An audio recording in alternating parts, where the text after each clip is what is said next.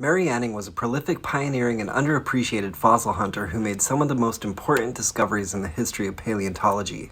She grew up super poor in the southern England seaside resort town of Lyme Regis at the turn of the 19th century. Like, her parents had 10 kids, but only her and her brother made it past the age of 5. Her pops was a carpenter, but he would take the kids down to the coastal cliffs, now known as the Jurassic Coast, to find fossils. And they would sell them to tourists as curios on a table out in front of their house. That tongue twister, "she sells seashells by the seashore," could be about her, but we don't know for sure.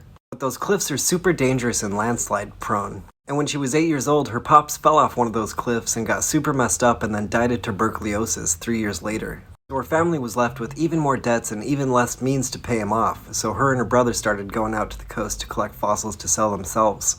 When she was 12, her brother found a 4-foot-long ichthyosaur skull. A couple months later, Mary had unearthed the rest of it and sold it to a local lord for 23 pounds, which is like a couple $1,000s in today money.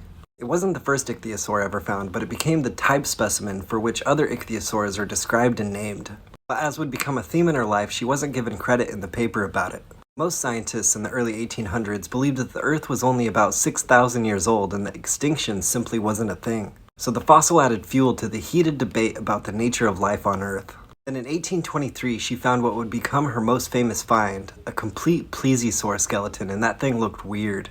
So weird that Georges Cuvier, who's sometimes called the founding father of paleontology, saw this drawing of Mary's and doubted that it was a real specimen. But the specimen was authenticated at a special meeting of London's prestigious Geological Society of London. And as a woman, Mary would never be allowed to join the Geological Society. But after that, people started taking her more seriously. And scientists and rich folks would head on down to Lyme Regis to go looking for fossils with her. Then in 1828, she found the first petrosaur outside of Germany, and to his credit, William Buckland gave her credit when he described it. Buckland also credited her for figuring out that coprolites, which people were calling bezoar stones, were actually fossilized feces. Another one of her friends, Henry de la Beche, made what is sometimes called the first true paleontological artwork based on Mary's findings.